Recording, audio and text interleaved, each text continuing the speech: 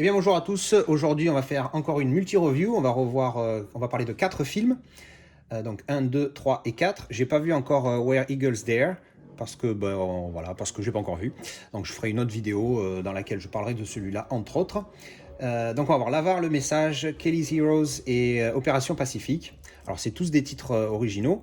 Alors le titre en français de celui-là, pour ceux qui peut-être le connaissent, c'est De l'or pour les braves. C'est un film de 70 avec Clint Eastwood. Donc voilà, si vous voulez la référence en français, le titre en français c'est ça. Alors dans l'ordre, je vais commencer par L'Avare, donc pièce de théâtre de Molière, pour ceux qui sont vraiment incultes et qui n'ont pas été à l'école beaucoup. Enfin, en tout cas, ma génération. Ma génération, Molière, c'était la base, on en parlait dans les cours de français, on en parlait en permanence, et des fois même on l'a joué. C'était tourné en 1980, donc 3 ans avant la mort de De Funès, qui est décédé en 83, donc. Et bon, c'est filmé, on dirait une pièce de théâtre, mais en film. Donc c'est assez sympa. Bon, il n'y a pas beaucoup de différents... Il a été tourné donc sur très peu de différents lieux. Donc il n'y a pas eu un énorme budget, ça c'est sûr. Mais ce qui est bien, c'est que les textes, c'est exactement le texte de Molière. Hein. Alors évidemment, ça paraît évident pour certains, mais ça ne l'est pas. Donc pour ceux qui l'ont étudié à l'école, c'est assez intéressant d'entendre parler ce texte d'époque, hein, parce que Molière, c'est pas d'avant-hier. Avec ce français donc du XVIIe siècle, hein, puisque Molière c'est les années 1600 quand même, c'est quand même pas d'avant-hier. Donc voilà, c'est assez intéressant de voir ça. Ça rappelle les souvenirs de jeunesse pour ceux qui l'ont étudié à l'école. Et il est pas mal, il est vraiment bien. Il est drôle. Ben, l'humour Molière, hein, c'est rien à voir avec ce qu'il fait maintenant. Hein, vous vous rendez compte, 4 siècles plus tôt, c'est pas la même. Donc voilà, L'Avare, si vous l'avez pas vu en film avec Louis de Funès, c'est recommandé, c'est sympathique. Ensuite, on va parler de Opération Pacifique. Donc en DVD. Hein, alors tous les trois là en DVD, celui-ci c'est un Blu-ray, au cas où vous ne l'auriez pas vu. Alors un autre film de sous-marin, donc comme vous le savez si vous suivez ma chaîne et mes vidéos, je suis gros fan de films de sous-marin, recommandé par mon père celui-ci.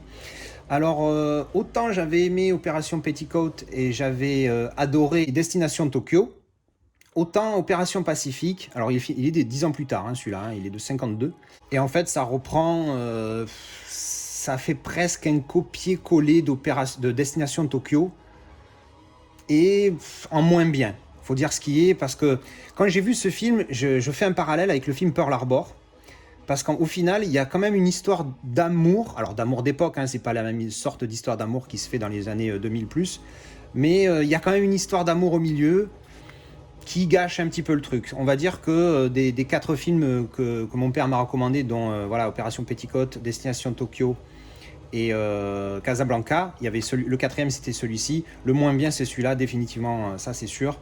Il n'est pas nul, mais beaucoup moins bien que Destination Tokyo. Alors il y a un petit clin d'œil à un moment donné où les soldats regardent un film dans le sous-marin, et ce film c'est Destination Tokyo, donc c'est un clin d'œil assez sympathique. Et non, voilà, il est bien. Si vous aimez les films de sous-marins, allez-y, hein, il faut le voir, ça fait partie de la logique. S'il y a quelqu'un d'autre qui aime les films de sous-marins en France à part moi. Mais voilà, donc un petit peu déçu, mais reste bien. Je crois que j'ai mis 6, un 6 sur 10, c'est mérité. Ensuite, on va passer, je vais en parler un chouïa plus du film Le Message. Alors, c'est un film anglo-libano, tout ce que vous voulez. Je crois qu'il y a combien de pays? Alors, Grande-Bretagne, Liban et Libye. Voilà, je cherchais, de 1976. Donc Le Message, c'est un film, c'est l'équivalent pour l'islam du film Les 10 commandements pour les catholiques, slash juifs, slash ce que vous voulez. C'est l'histoire de la naissance de l'islam. Alors, pour ceux qui ne le savent pas et qui n'ont pas vu mes autres vidéos, moi, la religion, que dalle, hein, zéro. C'est pas mon dada, mais bon, après, chacun fait ce qu'il veut. Et puis, moi, personnellement, je trouve que la religion fait un très bon sujet pour faire des films. Il y en a plein dans ce genre-là, les 10 commandements, Le Message, un petit clin d'œil, même si c'est pas un film religieux dans Ben-Hur, il y a un petit clin d'œil aussi. Donc, ça peut faire des bons films. Donc j'ai voulu voir aussi, parce que je me suis dit, pourquoi pas ne pas m'intéresser aussi à l'islam, il n'y a pas de raison. Et c'est vrai que c'est moins fréquent, parce que bon, en France, à la base, c'est un pays catholique quand même. Et du coup, je me suis renseigné sur un film qui parle de ça, et j'ai trouvé ce film-là, qui est apparemment une référence, et franchement, il est pas mal. Alors après, évidemment, si on est musulman, on est encore plus concerné parce que c'est son histoire. Alors après, est-ce qu'il est vraiment juste par rapport à ce qu'est censé être l'islam? Ça, je peux pas dire. Déjà que je comprends rien au catholicisme et c'est avec ça que j'ai été élevé. Alors l'islam, vous en doutez que je comprends un beignet.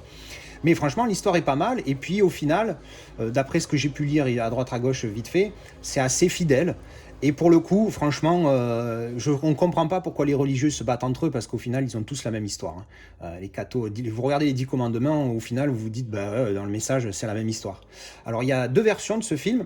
Je vais juste, pour être sûr, me rappeler. Il y a une version internationale, ils l'ont appelée version internationale, qui est en VO, alors qui est en anglais, sauf que c'est de la connerie, puisque la VO, c'est en arabe. Et une VF en 5.1. Alors qu'il y a une version arabe, il y a deux DVD, donc DVD 1 version internationale, DVD 2 version arabe. Alors ce qui est dommage, c'est que la version internationale est en 1.77, donc elle prendra tout votre écran, et que sur le deuxième DVD, c'est en version 2.35. Alors on a les barres noires, mais c'est une version, donc la version arabe, la version qui pour moi est la version originale, parce que les mecs parlent arabe dans le film. J'ai vu au mouvement des lèvres, je parle pas beaucoup arabe, je vous le cache pas, mais c'est clairement arabe qui parle dans le film. Et la version fait 198 minutes, donc elle fait 27 minutes de plus, donc c'est quand même pas rien. Si je ne m'abuse, ouais, c'est ça, 27 minutes. Donc forcément, hein, vous savez que j'aime bien les versions longues, donc je me suis regardé la version longue. Et franchement, voilà, c'est intéressant. Ça parle voilà, de la naissance de l'islam. On voit comment la Mecque était utilisée à l'époque. Donc on parle en millénaire là. Comment c'était utilisé à la Mecque à l'époque par les. Avant, ils étaient polythéistes, les Arabes. Et enfin, en tout cas, les Arabes de cette région-là.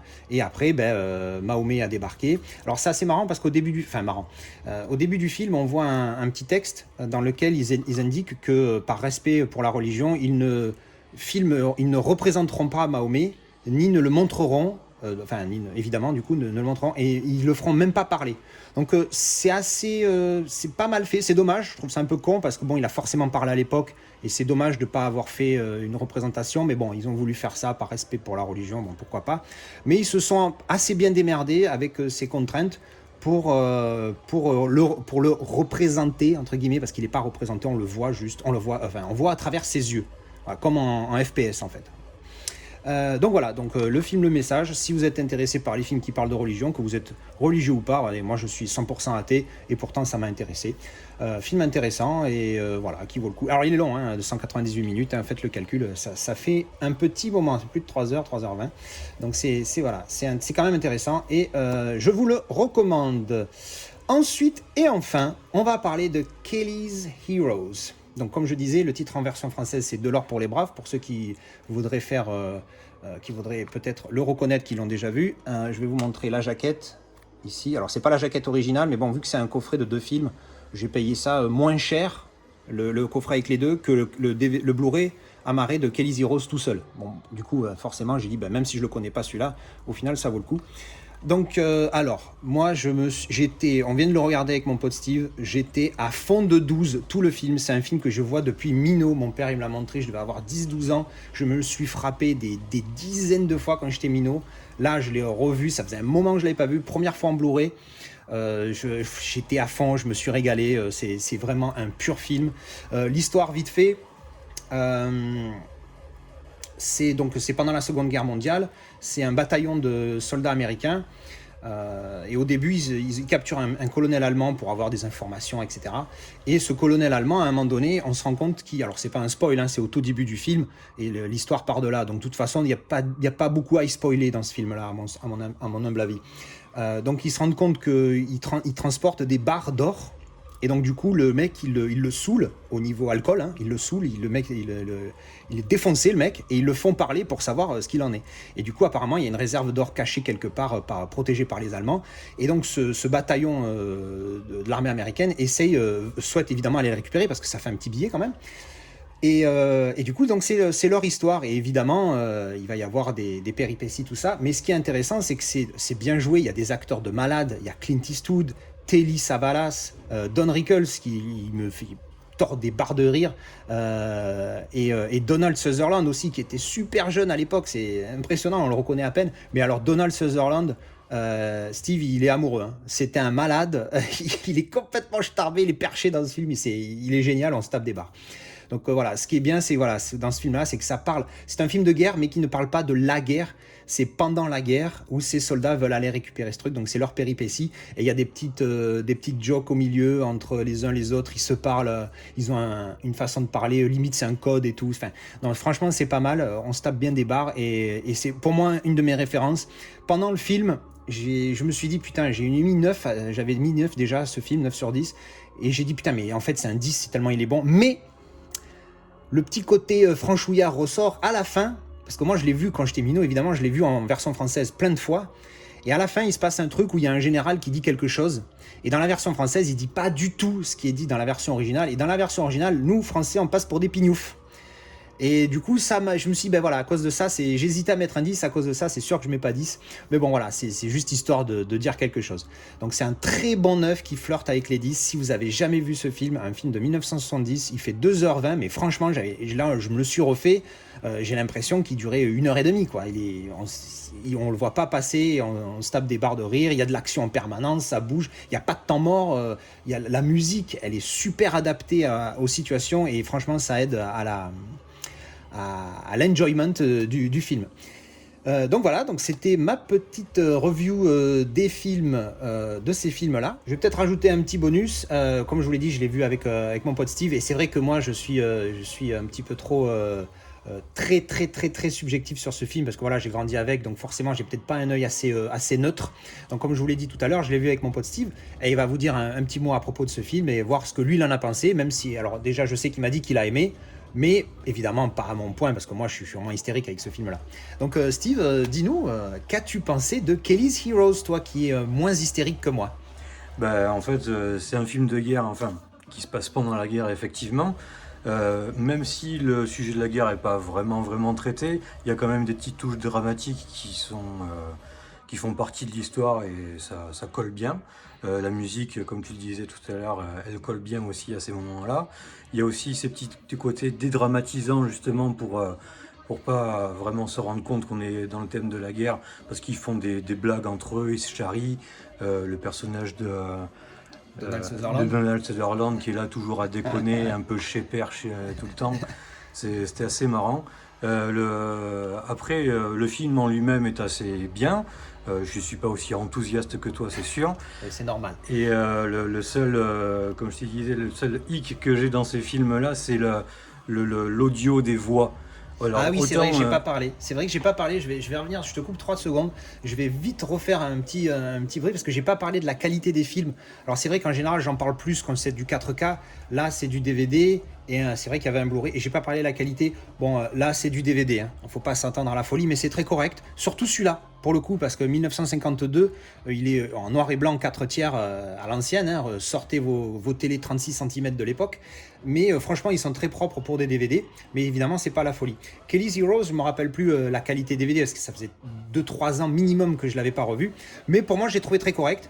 Alors, très correct pour un film de 1970. Il y a du grain. Et Steve, le grain, c'est pas son délire. Mais moi non plus, hein, en même temps. Hein, mais lui, c'est pire que moi, je crois, pour le coup. Mais donc, il est un petit peu granuleux. Mais bon, c'est un film de 1970, filmé en 35 mm. Sur les pellicules 35, il y a du grain. Mais par contre, malgré ce petit grain qui est pas vraiment très violent, il est assez propre.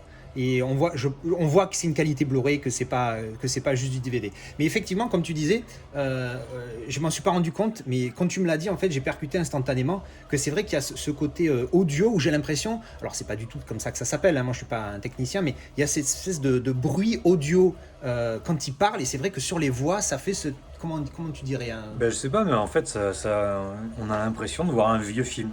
ouais, voilà, C'est avec ça. un espèce on dirait qu'il parle au travers d'un Un microphone de filtre l'époque, un espèce dégueulasse. de filtre, voilà, voilà, c'est vrai que c'est un petit. Alors, il fait chier parce que jusqu'à présent, je m'étais pas rendu compte de ça, donc du coup, Non, mais ce qui est maintenant je marrant, vais. c'est que dans les musiques, on n'entend pas du tout ce C'est grain-là. ça, c'est juste Vraiment au niveau des spécifique voix. aux voix et des bruitages, quoi. Après, comment c'était filmé à l'époque, peut-être qu'ils ont fait les voix en plus et qu'ils les ont rajoutées. Je sais pas, je pense pas qu'ils aient enregistré l'audio pendant qu'il y ait les bombardements des voix. Enfin, en tout cas, je sais pas comment ça se passe. Hein. Je regarde pas beaucoup les making of, donc je sais pas trop comment ça se passe ce genre de truc. Mais c'est vrai qu'effectivement, ouais, tu as raison, tu me l'as dit tout à l'heure. Cette espèce de petit grésillement dans la voix, comme si on était sur un vieux gramophone. C'est ça. Jean Noah est mort. Pour ceux qui ont la référence. Genre d'un bombardement, c'est pas possible autrement. Voilà. À part ça, autre chose à dire sur. Non, non, sur c'était ce un film, très hein bon film. Voilà. Clint Eastwood, hein, y a rien Ouais, à Clint dire. Eastwood, Voilà. et, oh, putain, il y a tellement des clichés des fois dans ce film, mais c'est des bons clichés, c'est pas des clichés dégueulasses quand il fait le cow-boy et tout. Enfin, c'était vraiment top, quoi. Bon, ben voilà, ben merci Steve pour ta contribution dans cette petite vidéo. Merci d'avoir regardé. Alors normalement là, j'ai plus de films à voir pour le moment. Calmez-vous, ça arrive. Par contre, je vais me faire un James Bond marathon. Donc je vais me faire tous les James Bond. Donc j'essaierai de voir si je fais une vidéo tous les 3 ou 4 films. Je sais pas comment je le sens. En tout cas voilà, merci d'avoir regardé et je vous dis à bientôt. Et on finit comme d'habitude avec Lilou. Mais cette fois, elle n'est pas sur son lit. Elle regarde par la fenêtre du haut de son arbre à chat. Certainement une mouette qui passe dans la rue.